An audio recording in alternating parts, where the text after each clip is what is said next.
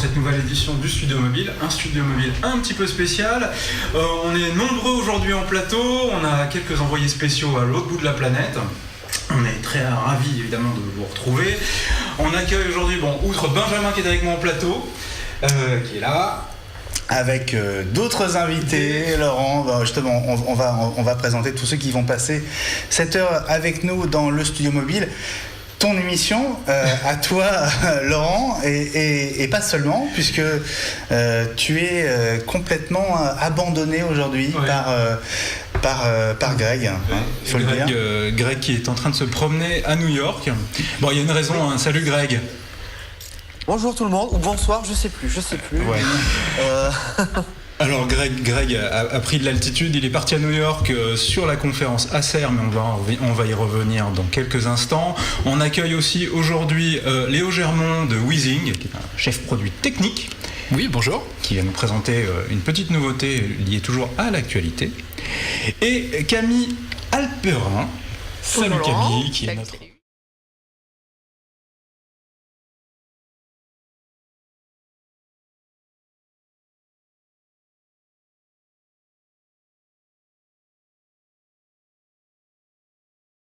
qui est notre JRI envoyé spécial sur tous les coups fumants de l'actualité tech. C'est ça.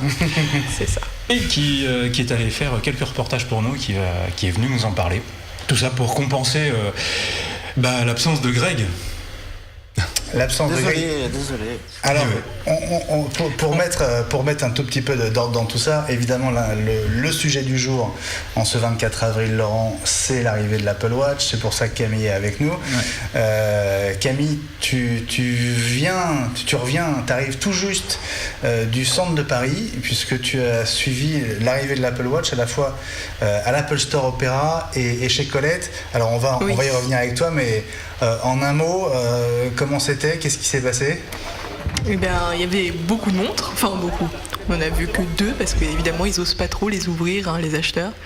Et puis il y avait une bonne centaine de personnes, quoi. Chez Colette? Chez Colette, ouais. Et chez Apple Store, personne. Enfin, en tout cas, personne pour l'Apple Watch. On se demandait s'il y aurait du stock pour ceux qui ne l'avaient pas précommandé, réservé à l'avance chez Colette. Est-ce qu'il y en avait? Oui, il y en avait. Il y avait justement la centaine de personnes qui étaient là parce qu'ils n'avaient pas réservé.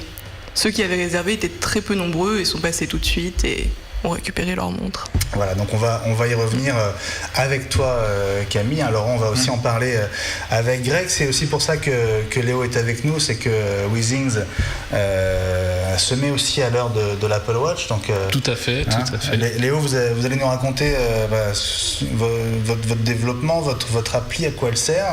On se pose tous des questions sur les usages de l'Apple Watch aujourd'hui, donc on va enfin pouvoir comprendre. Donc vous allez nous expliquer. Et puis on a un autre invité, Laurent. Oui. Alexis Demarquis, bonjour Alexis. Bonjour. Vous êtes le responsable France de News Republic. Tout à fait, oui. Si je ne m'abuse, voilà. Alors on peut peut-être rappeler, ou demander à Alexis de nous rappeler ce qu'est News Republic. Alors, News Republic, pour faire assez simple, c'est une application d'actualité, on va dire à la croisée des chemins entre agrégation et curation. On va mettre à disposition de nos utilisateurs un large contenu de titres et de médias pour que chacun puisse se personnaliser ses flux d'actualité et suivre uniquement les sujets qui leur intéressent. Donc voilà News Republic, pure player applicatif, mobile.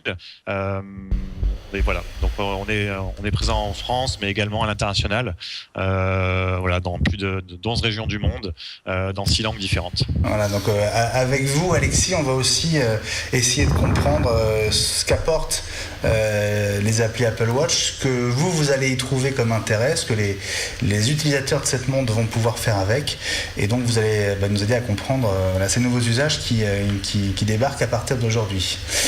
C'est pas tout, Laurent. On a parlé de l'Apple Watch, oui. On a parlé d'Acer. Il y a une autre actu matérielle qui a suivi Camille justement cette semaine. Le lancement par Microsoft de la Surface 3, donc la 13e itération de la tablette. pro ou pas pro, on ne sait pas, mais de la tablette phare en tout cas de chez Microsoft. Camille est allée la voir, il me semble, avant-hier, si je ne m'abuse. C'était mercredi soir. Voilà, où il y a eu un grand raout présentant l'appareil. Le lancement officiel n'aura lieu que dans une dizaine de jours. De la disponibilité. Oui, le 7 mai. Voilà, le 7 mai.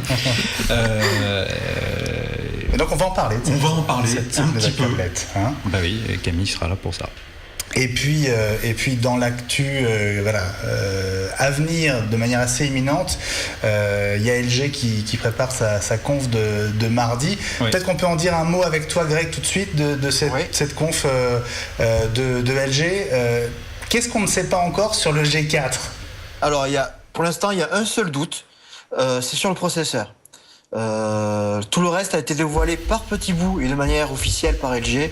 Donc, ils ont communiqué sur l'appareil photo, sur l'écran, sur le design. Et demeure le doute du processeur. Donc, on sait que ce sera en Qualcomm. Le doute, c'est est-ce que ce sera un Snapdragon 808 ou un 810 ? Le 810, c'est celui qui est présent dans le G-Flex 2 et dans le HTC One M9. Et on sait que ce processeur ultra performant a tendance à chauffer. Donc voilà, il y a un doute. Bon, voilà. Pour le reste, on sait tout. Bon, bah écoute, ça tombe bien. Donc ça veut dire qu'on n'aura sans doute pas beaucoup de surprises et qu'on sait déjà ce qui va se passer quasiment au détail près mardi, donc le 28 avril. On se retrouve, Laurent, si tu le veux bien, dans un instant pour le premier sujet de ce studio mobile. Et on va tout de suite filer du côté de New York avec Greg. À tout de suite.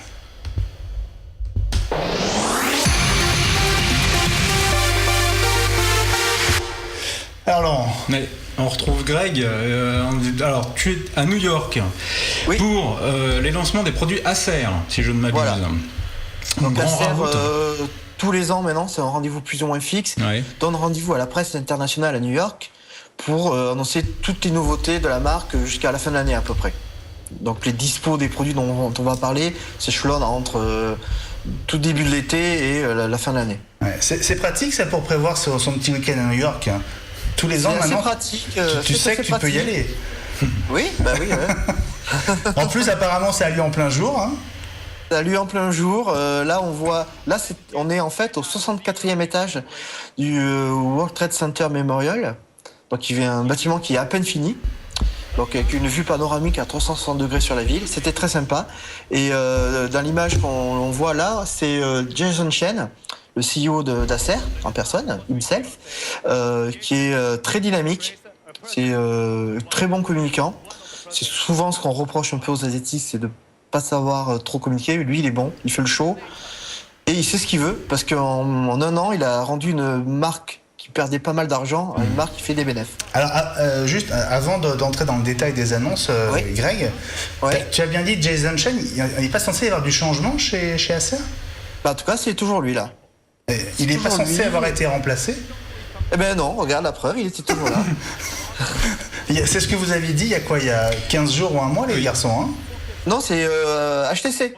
Ah pardon, tu as raison. Eh ben, tu vois, quand tu invites un touriste à te remplacer, voilà ce qui se passe. Alors, raconte-nous un peu. Bon, allez, alors, j'ai fait une boulette, c'est bon. Raconte-nous un peu ces annonces parce que il y a eu. Ça a l'air d'avoir été l'avalanche. C'est intéressant. Ouais.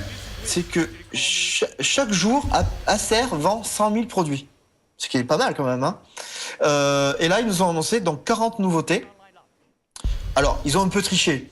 Donc, quand un PC portable est dispo en 3 tailles d'écran, ils comptent ça comme une nouveauté. Mais c'était quand même beaucoup d'annonces. Ouais. On commence ?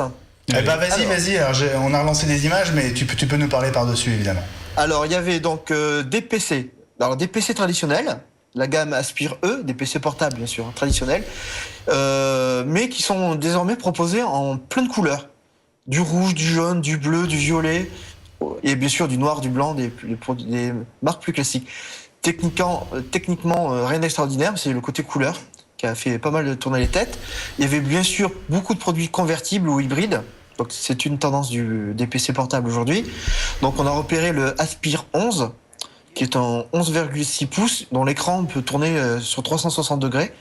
Donc il offre 4 scénarios d'utilisation. Donc tablette, trépied, PC traditionnel, et qui peut faire de 8 heures et demie. Du quoi, pardon ? On n'a pas entendu. 8 heures d'autonomie. 8 heures d'autonomie, d'accord. Voilà, pour l'Aspire R11.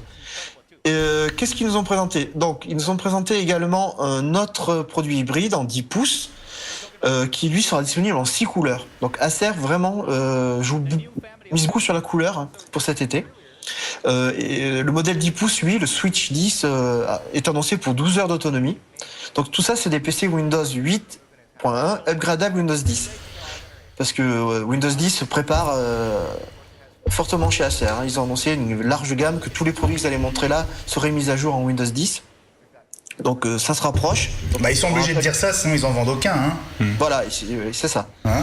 Sachant que Windows 10 étant gratuit, de toute façon, la mise à jour va être faite par un maximum de gens. Ouais. Et l'ensemble des couleurs sera disponible en France ? A priori, oui. Ouais. Pas partout, donc des canaux de distribution ont quelques couleurs, d'autres couleurs, mais on devrait pouvoir se débrouiller pour avoir toutes les couleurs. D'accord. Acer est aussi très proche de Google, donc a présenté 2 produits assez marqués sous l'emprise du géant américain. Donc un Chromebook de 15 pouces, donc un gros Chromebook. Jusqu'à présent, les Chromebooks étaient plutôt des petites machines. Donc là, on a des gros Chromebooks de 15 pouces avec des écrans Full HD. Et selon les configurations, on peut aller jusqu'à des processeurs Core i5. Donc un Chromebook très puissant, plutôt haut de gamme. Core i5, c'est pas ce qui se fait le plus puissant, Greg. Non, mais sur un Chromebook, d'habitude, on trouve des Atom, de genre de choses. Là, tu veux dire, pour un Chromebook, c'est puissant, c'est ça que tu veux dire? Voilà, c'est ça. i5, ça tourne très bien. Moi, j'en ai un sur mon MacBook Air et c'est un truc très fluide déjà. C'est quand même nettement plus puissant qu'un Atom. Et Acer est également toujours très proche de Google, participe au programme Google Education, donc, et a sorti une tablette 10 pouces spéciale éducation. Ça veut dire quoi? Alors, un prix préférentiel? Voilà, pas trop cher, assez simple techniquement, mais plutôt robuste, et avec quelques applis pour assurer la sécurité de la tablette, ce genre de choses. Donc c'est pas trop cher? Alors, ils n'ont pas parlé de prix du tout, parce que c'est des produits qui vont être en fait négociés par pays, par Acer France par exemple, avec des académies ou avec des établissements privés. Du coup, le prix ne veut pas dire grand-chose pour l'instant. Des volumes, des flottes, des trucs comme ça. Mais qu'est-ce que ça a d'éducatif au final? Parce que s'il n'y a pas d'application dédiée... Alors, c'est toute l'offre Google Éducation. Donc ça va être des cours en ligne, ça va être des Google Drive un peu sécurisés, spécifiques, enfin ce genre de choses. Des prises à distance, des prises de contrôle à distance pour les enseignants, enfin ce genre de trucs. Des tablettes qui vont participer au programme cartable électronique. Pour pas que nos chérubins aient des cartables de 20 kilos. D'accord. Bon, pour l'instant, il y a des produits, mais il n'y a rien de révolutionnaire dans ce que tu nous annonces. Non, il y aura pas, il y a pas de révolution parce que. C'est quoi? C'est une mise à jour globalement de toutes les gammes?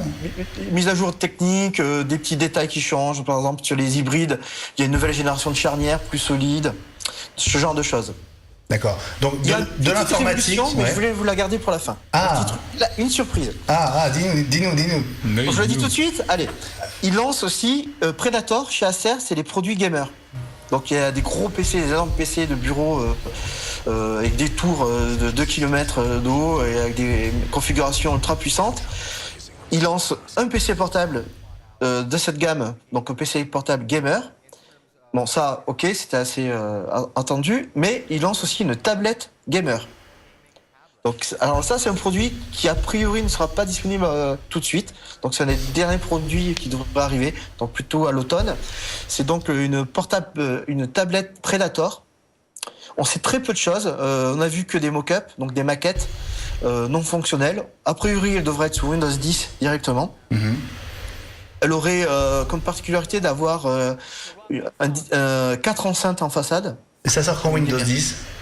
Windows 10, il est censé sortir dans l'été. Il n'y a pas de date. Cet été, là? Oui, cet été. Ils sont en avance. C'est prêt. D'accord. Et elle a une forme un peu spéciale pour une prise en main optimale pour les jeux. Donc, a priori, elle sera orientée pour les jeux en streaming. Donc, la possibilité de jouer avec Steam et des jeux PC sur une tablette. Donc, voilà, ça, c'est un produit vraiment surprise.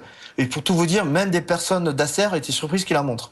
Parce qu'elle était vraiment pas attendue pour tout de suite. D'accord. Voilà. Ouais, Bon, enfin, après, il y a... Pardon ? Greg, cela dit, c'est pas la première fois de mémoire qu'il montre un produit qui ne sort pas au final, hein, pour autant que je me souvienne. Acer, c'est pas les plus coutumiers du fait, mais ça Non, peut arriver. mais je sais pas que c'est les plus coutumiers, je te dis que c'est déjà arrivé. Oui, bien sûr. Après, il y a des pays où les produits sortent et d'autres oui, non. ça, ouais. Ça aussi. Donc des PC portables, enfin des Chromebooks, Des PC portables. les Predator, la tablette Educ et la tablette Gamer.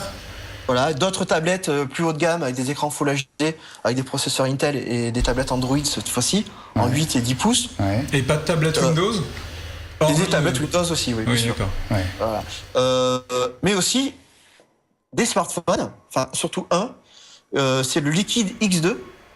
Donc c'est un 5,5 pouces Full HD.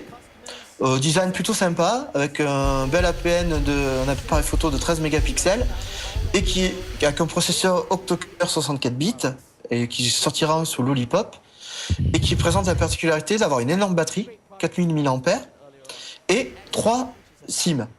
On peut mettre 3 SIM dans ce téléphone. 3 SIM. Allez, non, c'est 2 déjà, faut être un homme d'affaires. 3, faut être... Polygame. Ah. ça. Honnêtement, ouais. Et beaucoup de gens s'interrogent sur l'utilité d'avoir 3 SIM. emplacements SIM. Ouais.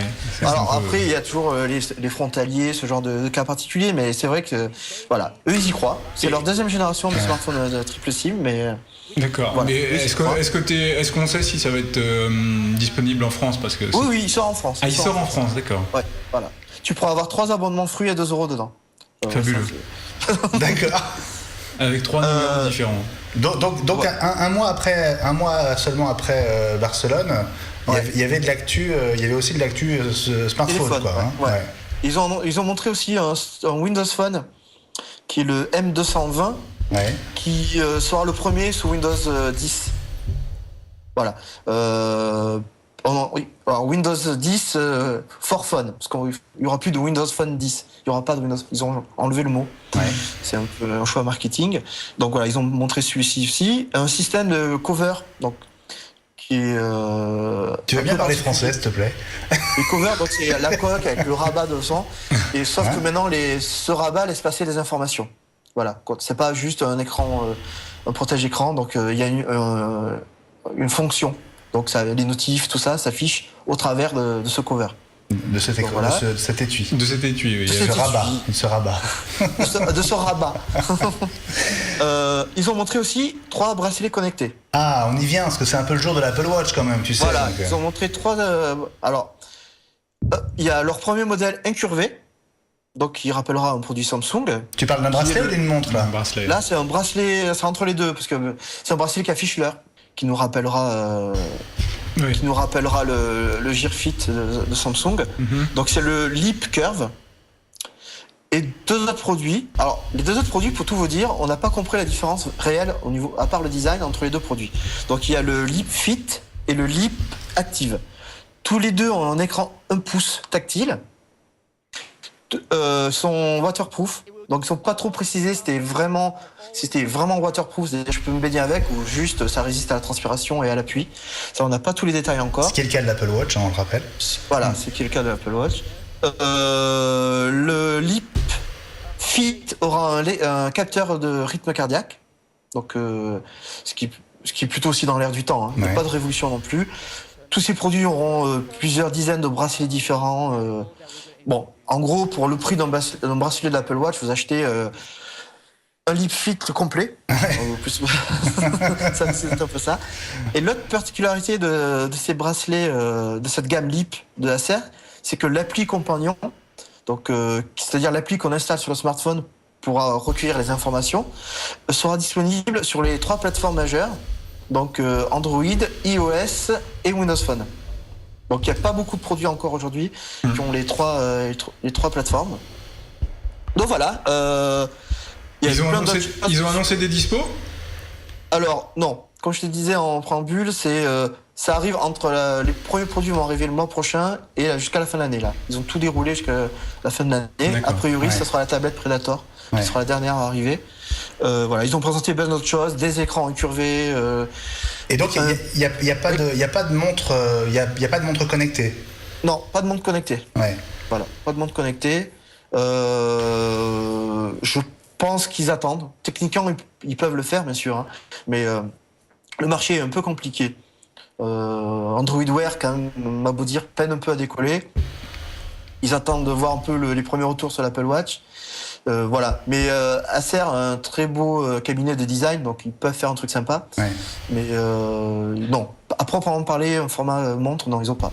Bon, Greg, on sait que ta journée à New York qui ne fait que commencer là-bas est chargée, donc on va pas te retenir trop longtemps et on va pas dans une minute tu peux filer. Ouais. Juste, puisque tu es à New York et puisque le 24 avril c'est maintenant aussi chez vous, comment ça se présente à New York l'arrivée de l'Apple Watch? Ben, tout le monde en a une. Franchement. Comment ça, tout le monde en a une? Moi, j'en ai 3, par exemple. Non, Alexis est jaloux, là. Hein. Pardon. J'ai un carton. Je la ramène pour tous mes copains. Non, alors. Quelques collègues sont passés hier devant l'Apple Store de la 5e Avenue. Donc, la montre était présentée comme à Paris. Hein. On ne pouvait pas, bien sûr, l'acheter, mais elle était présentée. Il n'y avait pas une foule immense. Aujourd'hui, je pensais faire un tour justement pour voir un peu comment ça marche ici. Mais est-ce qu'il se dit à New York qu'on va pouvoir l'acheter aujourd'hui ou est-ce que il y a le même mot partout?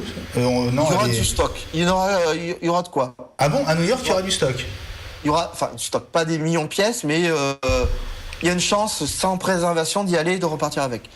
On n'aura peut-être pas le choix. Ah, c'est ça le problème, bien sûr, du modèle, de la couleur, du bracelet, tout ça.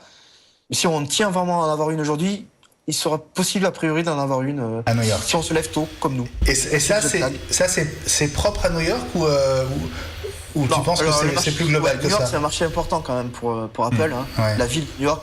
Je pense que San Francisco, ça va être la même chose. Après, je dis pas que l'Amérique profonde c'est moins important. D'accord. Ok Greg, bon bah écoute, merci beaucoup pour merci à vous. ce direct, ce duplex depuis New York. On te souhaite un très bon retour. Merci, bon courage. Ouais. Et puis dans 15 jours, je te rends ta place, hein, je dirai moins de bêtises. Elle est chaude. Non, je dirais pas ça, mais... La place. Oh. La classe jusqu'au bout. Jusqu'au bout. Allez, salut Greg, merci. Au revoir tout le monde. Salut, bon retour et on se retrouve dans un instant pour notre page spéciale, on peut dire, consacrée à l'Apple Watch dans le studio mobile. À tout de suite.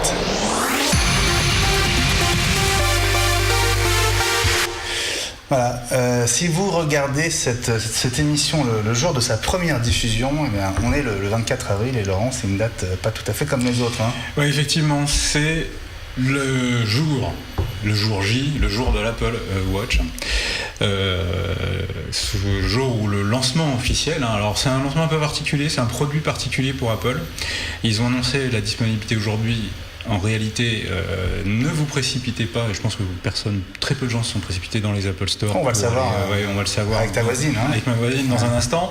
La montre n'était pas disponible dans les Apple Store, elle était disponible en revanche pour quelques unités chez Colette. Camille, tu étais sur place. Alors, j'ai commencé par aller à l'Apple Store, donc pour voir s'il y avait quelques personnes qui étaient quand même venues chercher l'Apple Watch. Donc il y a quand même quelques personnes qui passaient en scooter, qui s'arrêtaient, qui venaient voir. Oh non, il n'y a pas d'Apple Watch, ils repartaient. Et je pense qu'Apple Store les orientait quand même vers Colette. Alors je suis pas sûre, mais qu'ils leur disaient peut-être qu'ils pouvaient en trouver là-bas, quoi. D'accord. Alors tu sais, vous savez tous les deux que Apple ne veut plus de file d'attente devant ses magasins pour le lancement de produits. D'accord. Tu n'as pas franchement entendu les gens de l'Apple Store renvoyer les clients vers Colette ou si? Non, je ne les ai pas franchement entendus. Mais après, ce que je sais, c'est qu'en fait, il y avait quelqu'un devant l'Apple Store qui, dès que quelqu'un arrivait, venait tout de suite lui dire que ça servait à rien d'attendre l'Apple Watch, quoi. Donc ils n'ont même pas... peut-être qu'il y aurait eu la queue s'ils n'avaient rien dit et attendu l'ouverture à 9h. Mais en fait, depuis 8h, à chaque fois que quelqu'un venait devant, il venait tout de suite lui dire qu'il n'y avait pas de montre, mais qu'il pouvait venir la précommander ou voilà. Alors, on m'a proposé de la précommander d'ailleurs. Non, toi aussi, t'étais pas là pour ça. Mais non. Alors, il faut juste préciser une chose, c'est que l'Apple Store ouvrait à 9h. Oui. En revanche, le lieu le plus important aujourd'hui n'ouvrait qu'à 11h. Oui. Ouais. Oui. Explique-nous. Donc du coup, quand je suis arrivée chez Colette vers 9h30, il y avait déjà une bonne centaines de personnes, je pense, quand même. Après, ça a augmenté au fur et à mesure. Voilà, là, on est devant l'Apple Store. Donc là, alors la queue, ça n'a rien à voir avec l'Apple Watch. C'est vraiment. Et donc là, c'est chez Colette. Et devant, on peut voir les messieurs qui sont là depuis 15h hier après-midi. Ils ont dormi devant. Ils ont dormi devant, plus ou moins, avec leur siège. Et ils étaient plusieurs quand même à avoir passé la nuit là-bas. Tous les premiers qu'on voit là, qui sont dans la file, qui sont juste tous ceux-là, là, ils étaient depuis la veille. Et alors, on sait qu'il y a quelques jours, Colette a pris des réservations. Oui. En marge complètement du système mis en place par Apple, puisqu'Apple envoie directement les montres. Colette, sachant que la montre serait dispo, a accepté de prendre des réservations. Tu mets des réservations qui sont sur le lieu de vente, donc qui était chez Colette directement. Ouais. Mais en fait, d'ailleurs, cette histoire, c'est un peu une fuite, plus ou moins. Je pense pas qu'ils voulaient annoncer à tout le monde qu'ils faisaient des réservations chez eux. Et en fait, il y a eu un tweet d'un fan d'Apple qui a dit on peut réserver sa montre, et puis voilà, ça a fait un peu une histoire d'ailleurs chez Colette qui ne voulait pas savoir. Par exemple, ça c'est le premier acheteur officiel plus ou moins qui avait dans la file, qui était le numéro 1 parmi ceux qui n'avaient pas réservé. Donc c'était lui qu'on a vu assis sur la chaise dans les images précédentes. Voilà. Donc lui il n'avait pas de réservation.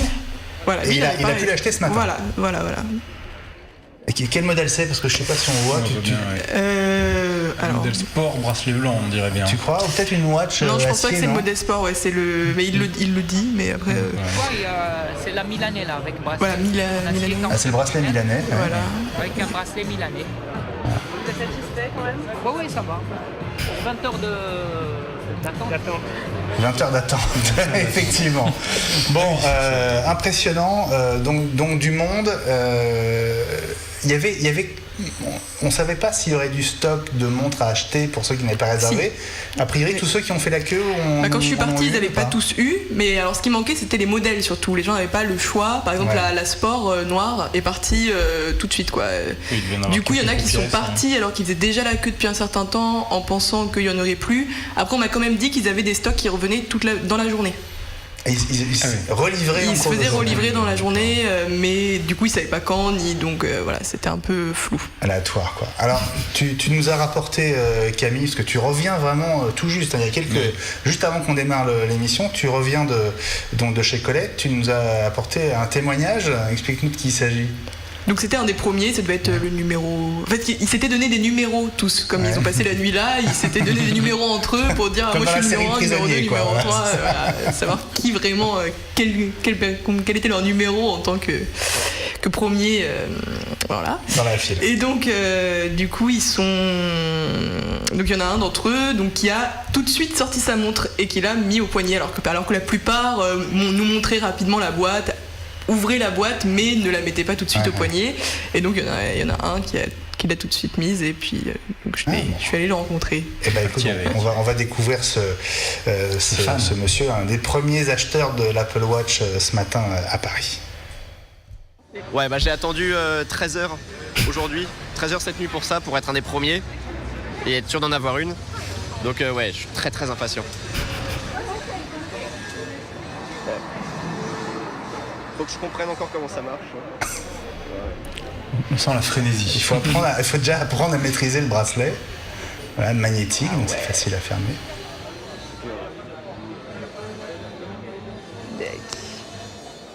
Donc c'est quel modèle que tu as pris et pourquoi? Ça c'est une Apple Watch 42 mm avec un bracelet milanais, comme ceci, aimanté. J'ai pris ça parce que j'ai trouvé que c'était le plus beau. Il y a un vrai travail, une vraie finition qui est derrière. Et ça se ressent. Et ça se sent que c'est un objet haut de gamme, très très haut de gamme. Voilà, donc ce jeune homme, parmi les tout premiers acheteurs de l'Apple Watch. D'ailleurs, on retrouvera ton reportage à 20h, Camille, parce que c'est l'info du jour sur Watch. Et dès qu'on va avoir fini cette émission, tu vas filer en montage, parce qu'il y a toujours du boulot. Quelle impression ça t'a donné ce lancement, et est-ce que les gens t'ont parlé de ce lancement par rapport aux autres produits Apple, peut-être pour lesquels ils avaient fait la queue dans le passé? Je crois que c'est vraiment des fans qui font juste la queue dès qu'il y a un produit Apple, quoi. Après, je me rends pas compte si la montre... Alors on m'a raconté une histoire comme quoi vu que bientôt les voitures vont interdire le Bluetooth, au moins avec la montre ils pourront appeler en même temps, enfin une excuse pour avoir cette pour montre venir l'acheter. Pour venir l'acheter qui était vraiment tirée par les cheveux, mais c'était marrant. Mais par rapport à un lancement d'iPhone, est-ce qu'il disait qu'il y avait plus de monde, moins de monde? Plutôt moins de monde, mais je pense que c'est plus dû au fait que c'était chez Colette et pas dans un Apple Store peut-être que le fait que ce soit voilà quoi. Du coup il y a vraiment que les gens qui étaient vraiment très fans qui sont venus alors parce que tous ceux qui sont passés par hasard à l'Apple Store ne sont peut-être pas allés chez Colette quoi. C'est vrai que c'est une adresse très très très branchée mais pas forcément très très geek, même s'ils font de l'high-tech alors. Ils font quand même pas mal de high-tech, c'est pas la première fois, ils sélectionnent des produits très haut de gamme, high-tech très très haut de gamme et c'est pas très étonnant. D'ailleurs l'Apple Watch, souviens-toi, avait été entre guillemets présenté le jour du lancement officiel justement pendant la Fashion Week où ils avaient fait venir, tu y étais si je me souviens bien. C'était le seul endroit au monde où on pouvait l'approcher sous vitrine. Voilà, sous vitrine. Les VIP avaient le droit de l'avoir au poignet pendant quelques minutes, mais c'était vraiment très très très très select. Voilà, donc merci beaucoup Camille pour ces images, cette première tendance, l'Apple Watch Laurent. On va continuer à en parler avec nos invités. Oui, tout à fait. Et on va rappeler, il y en a un avec nous et un qui est en duplex. Tout à fait. Alors, on va peut-être commencer par Alexis Demarquis, donc News Republic, qui a patienté longtemps. Merci Alexis. Pour vous, alors, l'Apple Watch, ça représente quoi concrètement ? Alors juste pour la petite histoire déjà, on vient de recevoir à l'instant, pendant que je vous parle, 2 Apple Watch. Donc on est déjà très très content d'avoir pu en avoir. Ça veut dire quoi recevoir ? C'était pas prévu ? Pardon ? Elles viennent c'est Apple qui vous les a envoyées ? Alors non, on les a commandés et on les a reçus aujourd'hui même, jour de lancement. Voilà. Alors je ne saurais pas dire si c'est un effort tout particulier parce qu'on a travaillé sur l'Apple Watch, qu'elles arrivent vraiment le jour J du lancement. Mais je pense que la mécanique est très très bien rodée du côté de chez Apple par rapport à la gestion de la livraison de leur watch. Mais ça veut dire que quelqu'un chez vous s'est battu à 9h01 le 10 avril pour pouvoir passer commande ou ça s'est passé autrement ? Non, je pense que alors c'est pas moi qui l'ai géré directement, mais c'est grâce à notre compte développeur, tout simplement côté Apple qu'on a pu les commander directement. Alors ce qui est étonnant, c'est qu'il y a effectivement il y a une petite faveur pour les développeurs. Il y a une loterie parmi les comptes développeurs. Ils ont été prévenus ces dernières heures, ceux qui étaient les heureux élus. Ils peuvent commander. Alors je crois que c'est une Apple Watch Sport. Alu avec un bracelet bleu, il n'y a pas le choix du modèle et elles sont prévues pour être livrées dans 4 jours, donc si vous l'avez eu aujourd'hui, et apparemment c'est pas ce modèle là, j'ai vu un bracelet blanc Alexis. Oui, tout à fait, c'est le sport mais bracelet blanc. Voilà. Alors ça fait quoi première impression au poignet ? Alors, impression au poignet, assez surpris par la taille qui est très discrète au final. Alors surtout peut-être sûrement sur le modèle sport avec ce bracelet assez fin. Montrez-la encore Alexis. Voilà. Très confortable. C'est une vraie, elle marche, c'est pas. Voilà, non, ça. Elle est pas en mousse, non. Et pour vous dire, j'ai même pas encore eu le temps d'installer notre application dessus. D'accord. Donc, je ne pourrais même pas encore vous faire une démonstration en live. Mais non, première approche du produit, vraiment très bonne qualité, très bonne facture. Voilà, maintenant, envie de tester et jouer avec. Alors, c'est marrant, Alexis et Laurent, parce que Léo Germain de Withings, qui est à côté de nous disait juste avant qu'on démarre l'émission qu'eux aussi ont 2 Apple Watch, mais lui n'a pas pu arriver, n'a pas réussi à la garder pour l'émission. Malheureusement, j'ai pas réussi à la négocier, on va dire, auprès des développeurs qui forcément sont activement dessus, puisque donc la release de l'application c'était aujourd'hui en même temps que la Watch, et donc il y a les premiers rapports de bugs qui vont pas tarder à tomber. Il y a probablement des choses puisque jusque là le développement s'est fait principalement sur un émulateur qui est une addition au développement de kit. Et donc, puisqu'on n'avait pas de watch évidemment. Et personne l'a testé sur une montre. En fait, on avait testé sur une montre, mais à Cupertino. Donc, c'est-à-dire qu'on a été au siège d'Apple, on a envoyé des développeurs au siège d'Apple qui, pendant une journée, ont eu le droit, dans les locaux d'Apple, coupés du reste du monde, avec sans accès Internet, sans rien, de tester la watch. Donc c'était dans un contexte, on va dire, très contraint, et c'était vraiment un test pour valider que ça faisait ce qu'on avait prévu que ça faisait sur émulateur et qu'on n'avait pas des risques. Ouais, c'était quand ça? Alors c'était il y a 2 semaines. Ah oui, c'est hyper récent. C'est hyper récent. Disons que oui, c'est un peu, on va dire, comme toujours avec Apple, c'est très silencieux pendant longtemps, et puis à un moment ça devient le prioritaire. Il faut voilà, c'est très secret, une grosse culture du secret. C'est un fonctionnement qui est connu chez Apple aujourd'hui. C'est comme ça depuis l'iPhone premier du nom, où ils avaient effectivement, et les iPads également, ils avaient fait à peu près le même système, où effectivement quelques développeurs et sociétés triés sur le volet, qui s'étaient tout de suite manifestés dès le lancement des produits, voire un petit peu avant, en disant voilà, on veut développer quelque chose. Voilà. Et ils ont été sélectionnés sur le. Alors au départ, c'était très contraint et un faible nombre de personnes et de sociétés. Et puis maintenant, c'est vrai que les produits sont tellement populaires qu'aujourd'hui, ils sont obligés de faire un petit peu des efforts, on va dire, pour que tout le monde puisse arriver et que le produit surtout puisse en réalité arriver avec des applications, parce que le produit c'est une chose, mais si un produit n'a pas d'application aujourd'hui, c'est peut-être le problème de beaucoup, c'est que s'il n'y a pas d'utilité derrière, eh bien le produit tout de suite manque d'intérêt. Ouais. Alexis, est-ce que vous aussi vous avez, votre équipe, peut-être un développeur a fait l'aller-retour à Cupertino ou pas? Alors normalement, on n'est pas habilité à en parler. Il y a des choses qui sont très très strictes côté guidelines, ce qui semble tout à fait normal. Donc ça, je m'avancerai pas là-dessus. Par contre, il y a eu en effet plusieurs moments où on a pu être sollicité par Apple, notamment une conférence pour les développeurs à Londres, qui était plus officielle, dirons-nous. Donc oui, il y a eu des échanges réguliers avec Apple pour avancer sur ce projet. Qui clairement a commencé avec la keynote. Il y a de ça, c'était début mars.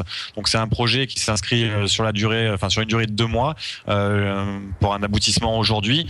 Donc voilà, il y a eu en effet naturellement beaucoup d'échanges avec les équipes d'Apple pour arriver avec un produit clé en main qui fonctionne. Bon, ce que je comprends, c'est que vous n'avez pas le droit de le dire, mais sans doute que vos équipes ont aussi pu aller à Cupertino.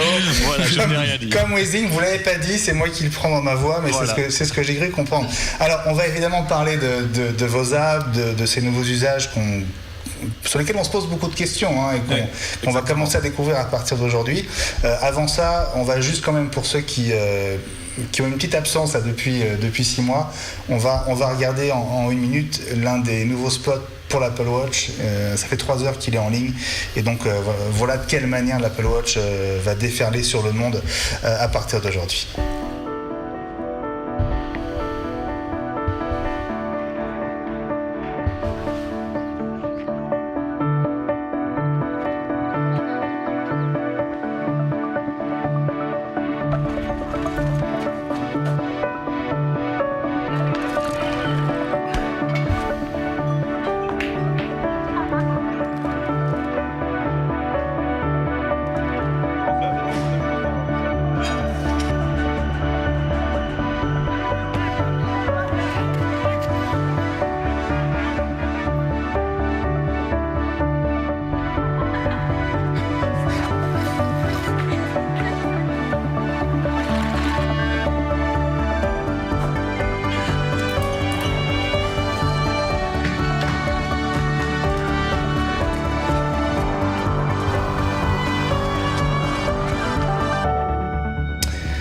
Voilà, elle est là, l'Apple Watch. Bon, des spots d'1 minute, il y en a 3, si je ne m'abuse, 3 nouveaux qui sont donc en ligne depuis aujourd'hui. Voilà, très très grosse campagne. On a parlé, je crois, de 40 millions de dollars investis en 1 mois déjà en communication par Apple. Voilà, on est à plus de la moitié de ce qu'Apple a investi en 6 mois pour l'iPhone 6 et l'iPhone 6 Plus. Donc ça montre que l'effort financier il est énorme pour Apple, qui en a largement les moyens. Laurent, on va s'intéresser à ces applis un peu dans le détail. Oui. ça serait c'est un peu l'essentiel, hein. En fait, c'est le nerf de la guerre, comme tu l'as dit. Le produit, c'est bien, mais il faut. À quoi ça sert ? À quoi ça sert ? On va en parler avec Léo, qui nous a ramené un petit objet qui est déjà existant. Donc une caméra de surveillance. Comment vous le présentez ? Comment vous présenteriez l'objet ? Je présenterai l'objet comme effectivement une caméra de surveillance, mais dans son sens le moins sécuritaire possible, puisque c'est plus une caméra pour, par exemple, surveiller vos animaux quand vous n'êtes pas chez vous. Donc c'est plus une caméra également qui donc a un capteur de qualité de l'air, donc qui est un capteur assez unique sur le marché des objets grand public. C'est un capteur qui va mesurer les composés chimiques qu'il y a dans l'atmosphère de votre maison, donc pas uniquement du CO2 ou du monoxyde de carbone ou de la fumée, ça va être des composés chimiques qui vont aller des produits d'entretien aux peintures par exemple. Donc c'est une large gamme de produits qui vont être surveillés par cette caméra et sur laquelle elle va lever des alertes. Donc il y a tout un système d'alerte, c'est-à-dire qu'elle a une analyse de ces produits, elle a une analyse de l'image, une analyse du son, et donc de manière à pouvoir vous alerter quand par exemple elle a détecté un mouvement chez vous. Donc ça va pouvoir être votre chien qui passe devant la caméra, ça va pouvoir être quelqu'un qui est rentré chez vous, donc votre enfant qui est rentré de la maison. C'est sur l'ensemble des alertes, c'est des analyses temps réel. Temps réel, fait sur le produit. Il n'y a rien qui est fait chez Withings, bien entendu, parce qu'on s'est aussi efforcé on a essayé de pousser au maximum la protection de la vie privée de nos utilisateurs. On essaie de le faire sur tous nos produits.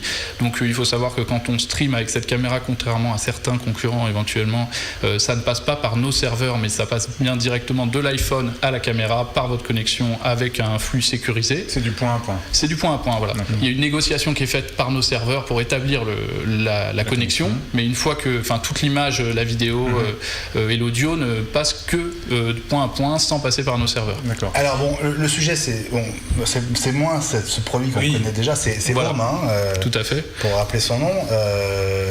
L'actu c'est vraiment l'appli Apple Watch de Withings.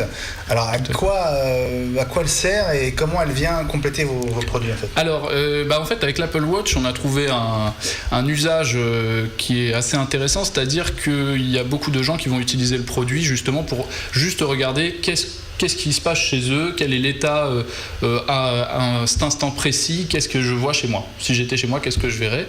Et donc sortir l'iPhone, aller dans l'application, c'est pas un geste très compliqué, mais si jamais vous avez l'iPhone qui est au fond d'une poche, au fond d'un sac, les mains occupées, vous pouvez avec l'application sur la Watch simplement tourner le poignet et vous avez le flux en temps réel qui peut s'afficher, qui s'affiche. D'ici, vous pouvez lancer une Ça veut dire qu'on a l'image de la prise par la caméra sur tout sa à montre. fait en temps réel et mise à jour, donc c'est forcément c'est pas un stream, c'est pas un flux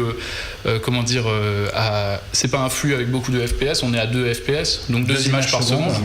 Voilà, 2 images par seconde. Donc c'est saccadé, mais on voit en temps réel avec une très faible latence, donc une latence de l'ordre d'une seconde ou deux. On voit ce qui se passe chez soi à un instant donné. Donc d'accord. Alors, l'appli ne sert que, on va dire que d'écran déporté pour le contrôle de la caméra. Alors, elle ne sert que d'écran déporté, oui et non, puisqu'elle permet également donc de voir les alertes de mouvement et de son qui ont été levées au cours de la journée également. Disons que oui, ça reste une interface réduite par rapport à l'application, mais on a essayé d'en mettre un maximum dans la montre. Justement pour tout ce qui est des fonctionnalités auxquelles on peut avoir accès, on peut avoir besoin d'accéder rapidement, pour jeter un coup d'œil, pour juste tiens j'ai reçu une alerte, j'ai entendu mon téléphone sonner, qu'est-ce que c'est, je regarde sur la Watch, donc elle donne les SMS et elle donne également donc le Home, puisque le Home comme il peut lever des alertes, c'est très intéressant de les avoir sur la Watch directement. Bon, donc Laurent, c'est une V1, c'est la première version de cette tout à fait. Malheureusement on n'a pas eu le temps d'en développer une V2. Je pense qu'il fallait être prêt pour aujourd'hui. Je crois que c'était ça un peu c'est le mot d'ordre pour tout le monde. Il y a beaucoup d'annonces en ce 24 avril. J'ai vu l'équipe qui a annoncé son appli. L'équipe, Europe 1, tout le monde y vient rapidement.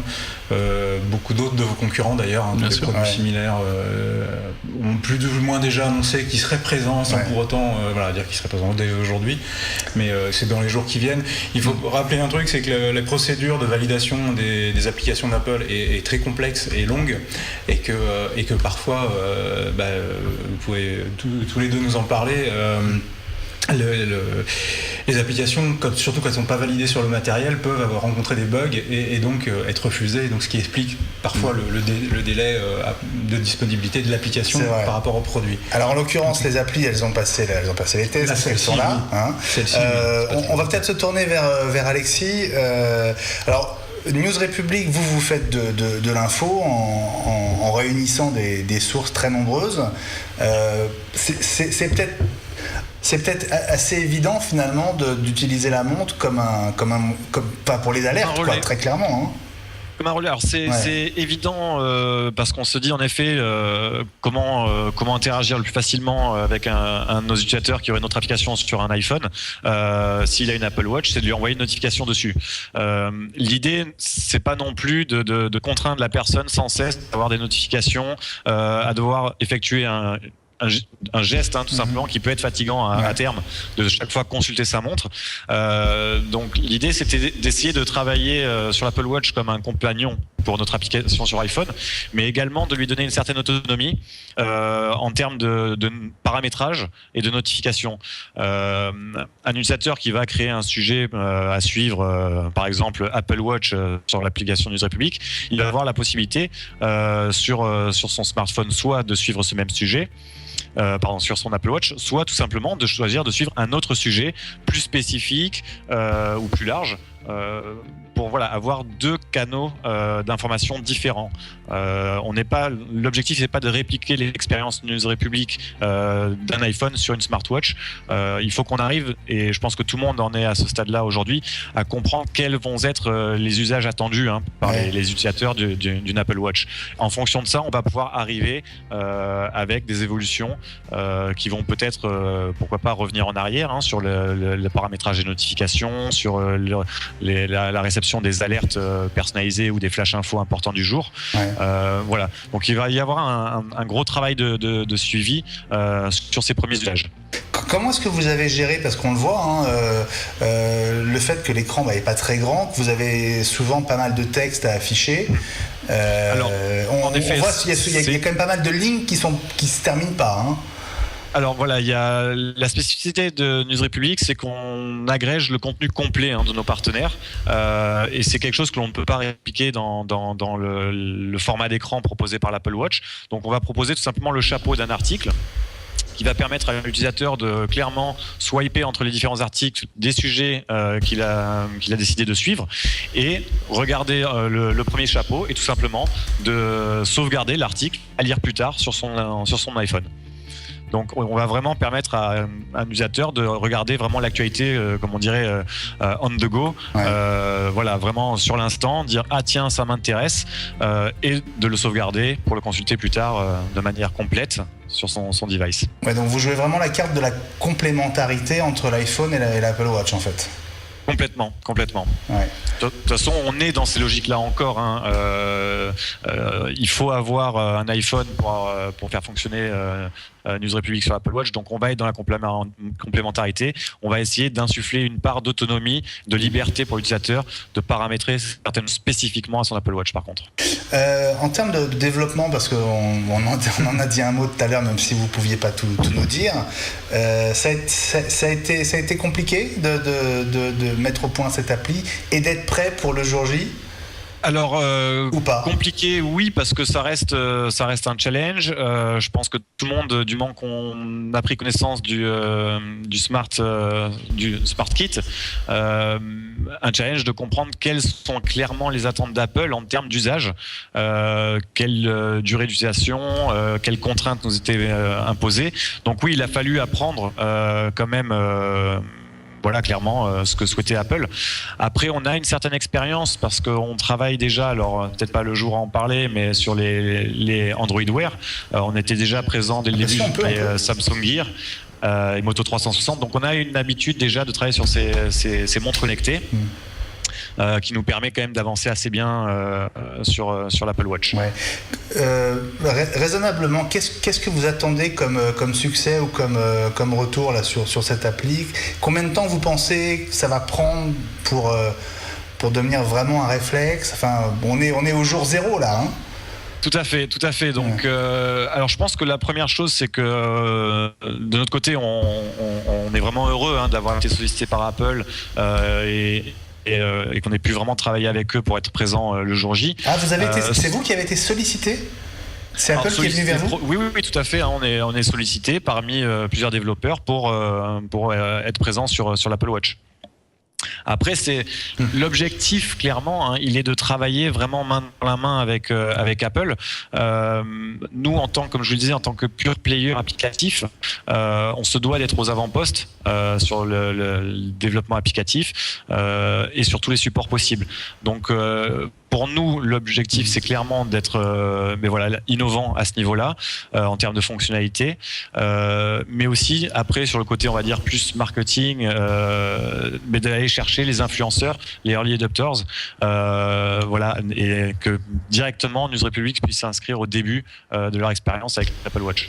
Alors, une question, peut-être une des dernières, je ne sais pas si tu en as d'autres, Laurent, mais puisque en fait les applis pour la montre sont en fait incluses dans l'appli de l'iPhone, si je ne me trompe pas. C'est une extension de l'appli de l'iPhone. Oui. De quelle manière est-ce que vous allez pouvoir mesurer, on va dire, avoir des stats et connaître la diffusion de votre appli sur les montres ? Alors là, ce sera sur la partie, on va dire, technique, produit. Donc, je n'aurai peut-être pas toutes les réponses maintenant, mais je pense que le tracking côté iTunes Connect, qui est donc la plateforme pour suivre nos applications côté Apple, nous permettra de dissocier les usages. Ceux liés à l'iPhone versus ceux liés à l'Apple Watch. Après, en termes d'usage, on attend surtout côté marché américain, comme vous l'avez dit, je crois que c'est quand même le premier marché concerné par l'Apple Watch. Les investissements marketing d'Apple sont clairement axés aussi de ce côté-là. La gestion produit pour nous a été, produit sur l'Apple Watch, a été géré beaucoup côté US de par notre équipe là-bas. Donc on attend beaucoup d'usage de ce côté-là et on espère que l'Europe et la France notamment, nous donnera des belles surprises.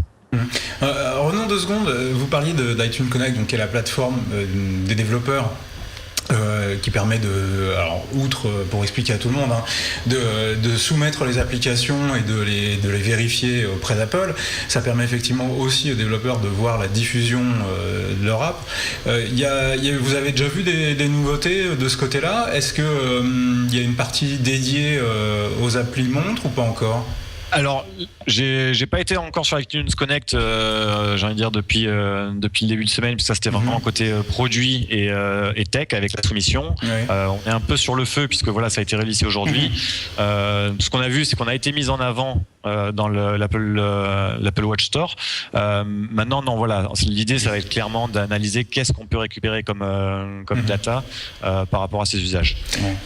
Par contre, on sous-entend qu'il y a déjà des personnes ont des Apple Watch, puisqu'on le voit déjà sur les commentaires de notre app sur le store dédié.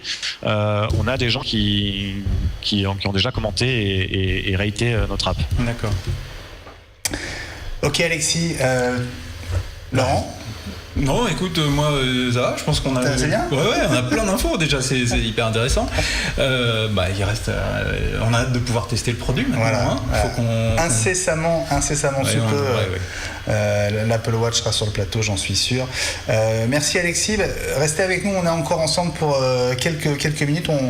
On a deux sujets d'actu à évoquer, parce qu'il ne s'impose pas aujourd'hui, mais on voulait d'abord vous dire un mot de la Surface 3, donc la nouvelle tablette de Microsoft, tablette grand public, que Camille est allé voir avant-hier, que vous avez pu découvrir sur Watch dans l'info du jour, un rendez-vous tous les jours du lundi au vendredi à 20h. Et très simplement, on vous propose de voir ou revoir cette info du jour consacrée à la Surface 3. C'était donc il y a 24 heures. L'info du jour, c'est la Surface 3 de Microsoft, présentée à Paris pour la première fois. 10,8 pouces, 622 grammes, une tablette moins grande et moins chère que la version Pro, sortie en septembre 2014. Voici donc la 3e génération de tablettes grand public signée Microsoft. En fait, on a beaucoup appris à la fois des erreurs qu'ont fait les autres plateformes, les autres fabricants, et des erreurs que nous-mêmes on a fait. On avait une vision qui était assez ambitieuse, le fait de remplacer à la fois une tablette et un ordinateur dans un format aussi petit, aussi compact, et de rester abordable en termes de budget, c'était assez ambitieux. Et on s'est rendu compte avec les 2 premières générations de Surface que la technologie n'était simplement pas là pour vraiment concrétiser la vision qu'on avait d'un appareil qui soit aussi performant en tant que portable qu'en mode tablette. Et avec Surface Pro 3 et maintenant Surface 3, on a vraiment la technologie grâce à la toute dernière génération de processeurs Intel, les processeurs Atom X7 qui ont été annoncés à Barcelone en février. Donc c'est un peu la coïncidence de ces 2 technologies qui font que quand je mets Windows 8 sur une tablette aussi petite, j'ai vraiment toutes les capacités d'un PC. Donc c'est ça qui fait la différence par rapport aux autres produits et par rapport aux générations précédentes. Réunir une tablette et un PC dans un seul produit, ce n'est pas nouveau. Plusieurs constructeurs ont déjà joué cette carte, et l'approche n'est pas nouvelle non plus pour Microsoft. La différence avec la Surface 3, c'est que la tablette a l'air d'être une réussite. Les premiers tests sont très positifs, et la promesse de Microsoft tient peut-être la route pour la première fois. La plupart des personnes en fait, qui ont une tablette, dans tous les cas de figure, gardent un ordinateur. Et ce, principalement parce qu'on a besoin d'un clavier, on a besoin d'une puissance de calcul pour faire tourner les applicatifs classiques comme Photoshop et Illustrator. Là, finalement, la question se pose. On a le meilleur en fait, des 2 mondes regroupés dans un seul et même produit. Une bonne tablette, des partenaires comme Adobe. Face à l'iPad et aux tablettes Android, la Surface 3 peut certainement tirer son épingle du jeu, notamment dans le monde des arts graphiques, à l'exemple de cet illustrateur qui l'a déjà adopté. Ça me permet de croquer dans le train, en déplacement, à n'importe quand. Et ça remplace vraiment mon PC portable puisque c'est aussi puissant qu'un PC portable, ce que n'ont pas les autres tablettes. Et c'est Windows, donc Photoshop tourne dessus, la suite Office. Donc voilà, tous les avantages d'un PC en étant un peu plus mobile. Mais attention, le clavier et le stylet ne sont pas inclus. Comptez 200 € en plus des 599 €, prix de départ pour la Surface 3, dont la sortie est prévue le 7 mai. Voilà, l'info du jour sur la Surface 3, donc elle arrive le 7 mai, et je suis sûr que avec Greg, tu en reparleras, Laurent, dans la prochaine émission. Oui, c'est prévu. C'est prévu, on devrait pouvoir déjà avoir le produit et on aura y revenir beaucoup plus en détail. Confirmer à la fois les impressions, les bonnes impressions et les bémols aussi de Camille dans son sujet.